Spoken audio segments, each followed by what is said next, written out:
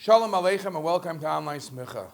When the news around us, even in the secular world, is humbling and tumbling, you always want to see what Torah's view is even with the secular things that are happening in the world.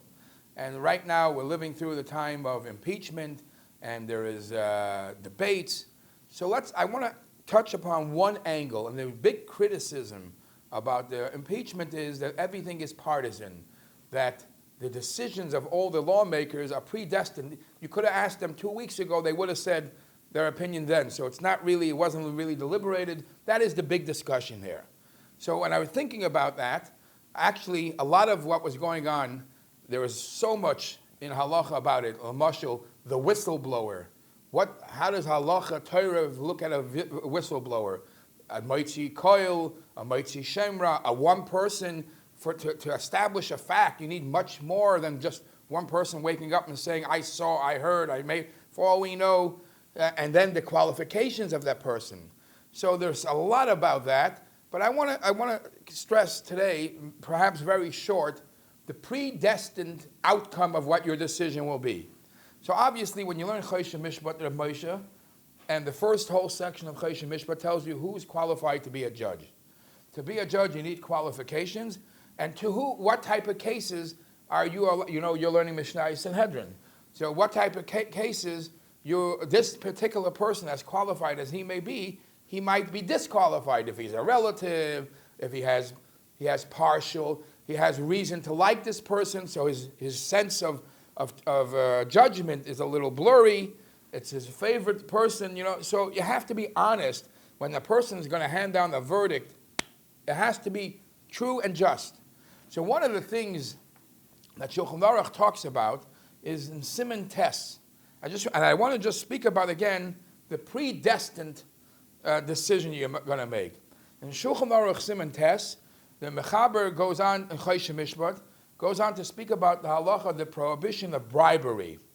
So the Mechaber says, Ma'oid tzarich hadayin lizar shaloi likach shoichad. A double lashon, a double expression. Very, very, ma'oid, very, very much. And the Mefarshim explained that this is an expression that's used in very few prohibitions. Only the ones that a person naturally clings to do it. When you see a couple of dollars, everything changes, right? So money issues, women issues, those things where the Yetzer Hara has you wrapped in. So the Torah and the Halacha speaks about those issues. Says ma'oid, very much. Stay away from these type of things. What is the Halacha in Siman Tes? That a dayan, a judge, is not allowed to take a bribery. Now the prohibition is the dayan is not allowed to take a bribery. The man giving the bribery, you would think, is just as bad. No, the one who's doing the crime is the judge, because he's going to take the bribery. His judgment won't be honest. It'll be the dollars will be talking. The person giving the bribe is also doing something wrong, but he's not actually handing down the wrong verdict. For him, his prohibition is he's putting a stumbling block in front of a blind person. The Isser of Lefnei Iver Lo Sit Michshol. So the dayan taking the bribe is a prohibition of Lo Sikach Shoichad. The person giving the bribe is putting a stumbling block in front of a blind person. Okay, there is a beautiful, fascinating discussion in the Pischei Tshuva, and he brings from different sources. How about if it wasn't a Bezdin? How about if it's a non-Jewish court, a secular court? Does the Torah prohibition of not giving a bribe apply there too? Let's say you have a court case in a place where it's easy, everything goes behind the back doors, and you could help yourself by giving a bribe. Would the Torah disallow it? What's the question? The question is because, after all, court systems and judgment is not only something that the Torah says us Jews have to have, it's one of the Sheva Mitzvahs B'nai Noach. It's one of the 7 Noahide laws. So if a Yid is going to do trickery for a false judgment and cause that the judge in the case will have a blurry vision, he's not allowing the guy, even the guy, to do his mitzvah, which he is commanded. So perhaps there is a discussion about that. One of the loopholes is if you see that the whole system is corrupt and you know that the other party gave a bribe, so then maybe you're just saving yourself from a disaster. Sometimes you're allowed to. But a lot of the poskim say to just bribe a Goyish court because they're non-Jewish, the Torah disallows it. Just like it's not allowed to do in a Bezdin because the Yidden and the Havdil Goyim have the same halacha of having pure court systems and judges. But that's fine. That makes sense. But the next halacha is very fascinating. What I said now was mentioned in the Pesach Tshuva. The next halacha is a fascinating halacha. In Kadam HaToveya, if one of the parties who are going to be in a Din Torah had a vision, he knowingly or not knowingly, he knows that he does business, and he knows he wants to be good with the rabbis. He wants to be good with the judges. Who knows when he'll ever have to be in court? So if a courtroom, a court case is about to happen, and before the court case happens, one of the people in court sent a present to the judge. He did it before the court case. The din is, as long as the court did not start, so we believe it doesn't have an effect on the dayan. If somebody gave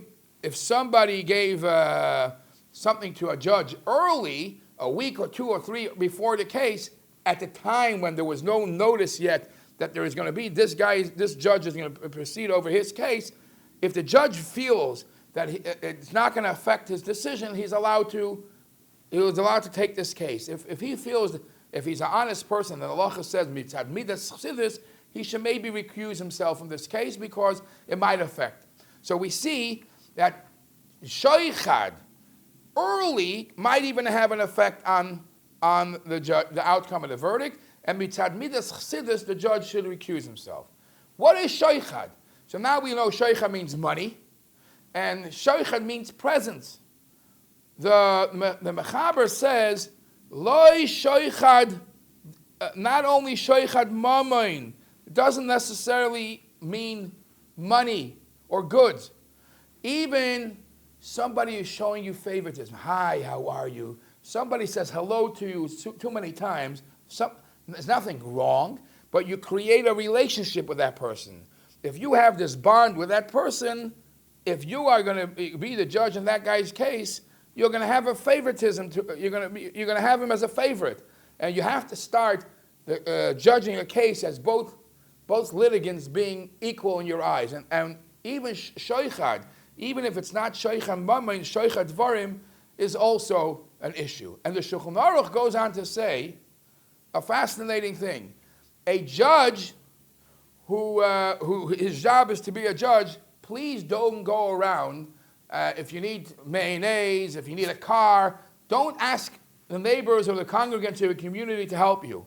Because if that guy does something to you, a favor, and he gives you his car to use for a couple of days, who knows, in 2 weeks from now, he might be sitting in a courtroom, and you are the judge. And now you look at a person that the guy just did you a favor and let you drive his car for 3-4 days.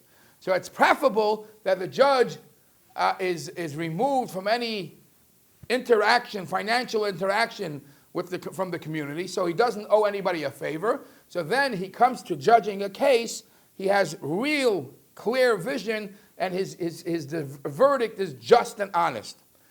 It's a fascinating story that they prove this halacha. Obviously, you know that the shoichad business is a very big problem, and that's why Taka halacha says ma'oid ma'oid. But all different forms of shoichad. It's even brought that to bring a rav, it's customary that on Purim, the community gives the rabbi shalach manos. They bring him nice shalach manos.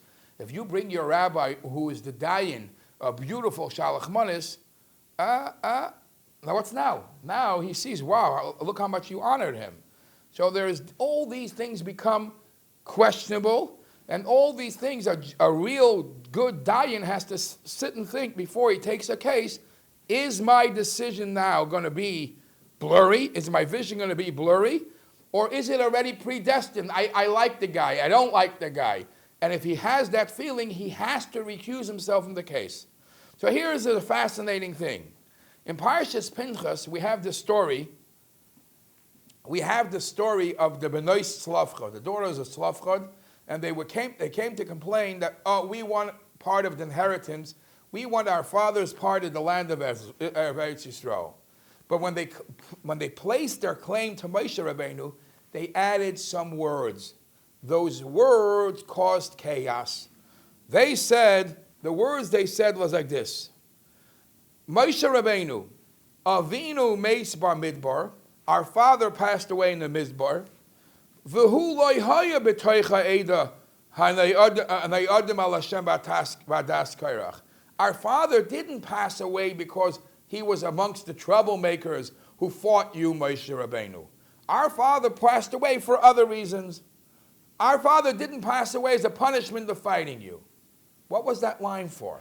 Why did they say that line?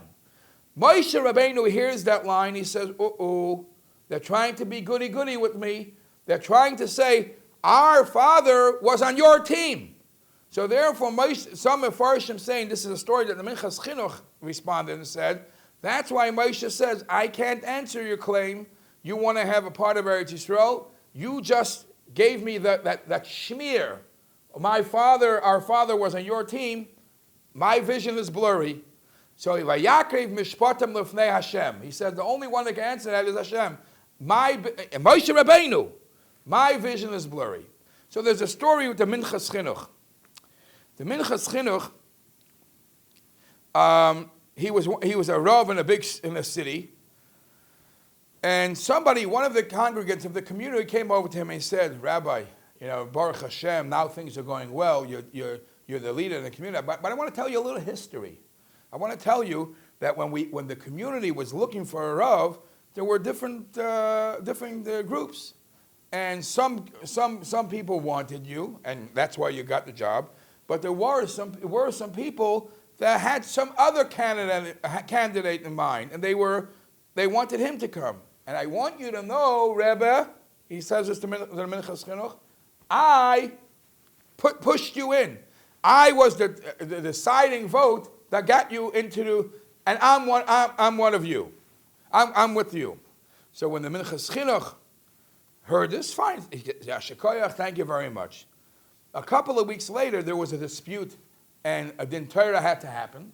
And the din Torah came to the Minchas Chinuch, to the Rav of the city. Who's one of the litigants? This man. So the Minchas Chinuch says, I'm sorry, I can't be the judge. Just a couple of weeks ago, you smeared me. I mean, he didn't say it in such a way. You smeared me. You said I was the one.